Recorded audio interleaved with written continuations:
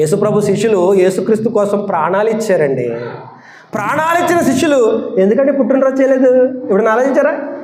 ఆయనతో తిరిగిన వాళ్ళు, ప్రభుతో తిరిగిన వాళ్ళు, ప్రభు వాళ్ళ కోసం ప్రాణం పెడుతుంటే చూసిన వాళ్ళు, మరి వాళ్ళు ఎక్కడన్నా యేసుప్రభు కోసం బర్త్డే చేశారా? ఎక్కడన్నా చూడగలరా మీరు? శిష్యులు క్రీస్తు జన్మదినాన్ని జరిపినట్టు మీరు బైబిల్లో ఎక్కడన్నా చూడగలరా? No reference. మరి ఏం చేస్తారో తెలుసా? ఆ ప్రభు త్యాగాన్ని ప్రకటించారు. ఆ ప్రకటించే పనిలో సమిధలైపోయారు, త్యాగాలు చేశారు, కుటుంబాలు కోల్పోయారు, గాయాలు పాలయ్యారు, దెబ్బలు తిన్నారు, తిట్లు తిన్నారు, అవమానాల పాలయ్యారు, ఆఖరికి ప్రాణాలు సైతం ఫణంగా పెట్టాడు. అది ప్రభువును ప్రేమించటం అంటే. ఒకవేళ ప్రభు చేయమని అడిగితే అపోస్తలులే అంగరంగ వైభవంగా చేసేవాళ్ళు ఆయన జన్మదినాన్ని.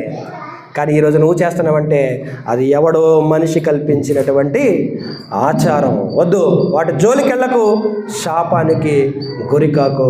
నీ దేవుడు ఏం చెప్పాడో అది చెయ్యి. ఆ రోజు యూదులు అంత సమాచారం ఇచ్చిన వాక్యాన్ని చదవక, పట్టించుకోక ప్రభువును గుర్తించలేదు.